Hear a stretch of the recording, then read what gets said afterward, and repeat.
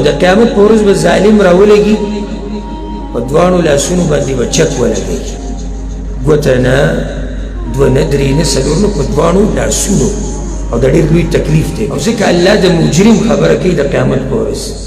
دې ته غوږ کېږدئ او د زړه په دې زړه یې ولیکئ که دا آیت یې مخې ته او هر وخت یې په غوږونو کې راتو که نه او دماغو کې دې راتو او زړه کې دې راتو ته به انشاءالله د پیغمبر تابعداري ډېره مزداره کړي الله وایي او دې ته غوږ کېږده په سورت الفرقان کې ويوم يعض الظالم على يديه او د قیامت په ورځ به ظالم راولګي په دواړو لاسونو باندې به چک ولګي ګوته نه دوه نه درې نه څلور نه په دواړو لاسونو او دا ډېر لوی تکلیف دی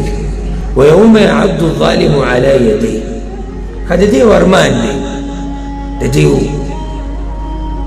خبره زړه کې ده چې ارمان کاش داسې شی دا ارمانونه زما یو دوه بیانونه دي په دې عنوان او هغه به ولټوئ ډېر فایدهمند دي د آخرت ارمانونه او امیدونه هغه بیانونو کې دوه بیانونه ما کړي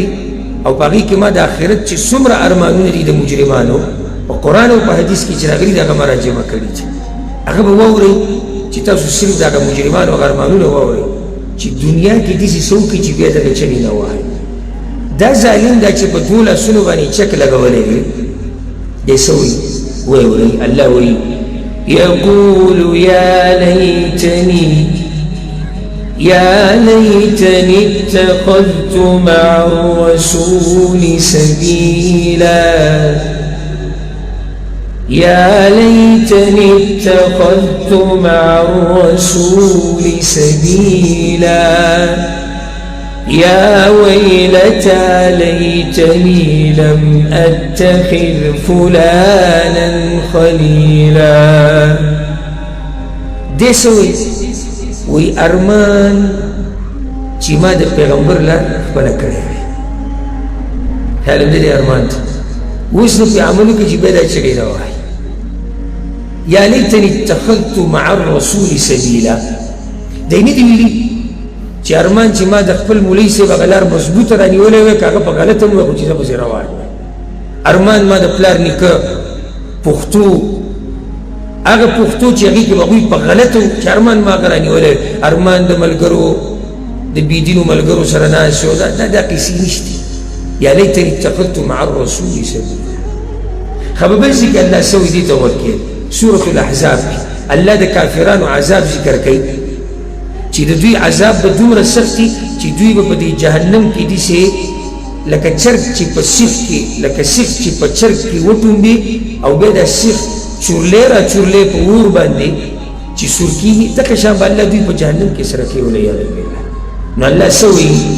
يوم تقلب وجوههم في النار هر دوی مې ارمان دي دوی هم چغې وایي دغه ټیم کې به چغې وایي چې کله دا مخونه الله اړی راړی داسې په دې جهنم کې نو دوی به وایي يقولون يا ليتنا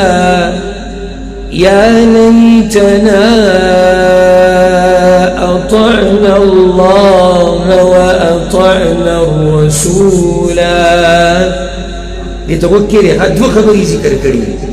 يا ليتنا أطعنا الله وأطعنا الرسولا ارمان کاش چې موږ د الله او د الله د پیغمبر منلی نورې تاسو څه کړي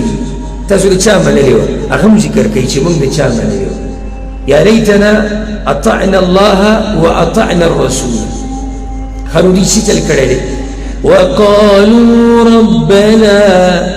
إنا أطعنا سادتنا وكبراءنا فأضلونا السبيلا يا الله من خود الديني مشرانو أو الدنيوي مشرانو من اليوم سؤال ديني مشرانو من ولنقصان دي جهنم تبوزي نعم يو حال كده جهنم تبوزي او دغشان دنیوي مشرانو چې کله د دینی مشر او د دنیوي مشر خبره د قرآن او حدیث خلاف وا او ته پوه شوې چې د قرآن او حدیث خلاف ته او بیا هم ضد او تعصب او عناد کې دا خبره ته نقصان ورکوي. خو د مشر هغه خبره منل که دیني او که دنیوي چې هغې باندې دلیل دا خو شریعت ته ته ویلي سې کوه، دا خو الله او د الله پیغمبر ته ته ویلي سې کوه. نو تابعداري د چا؟ تابعداري د پیغمبر.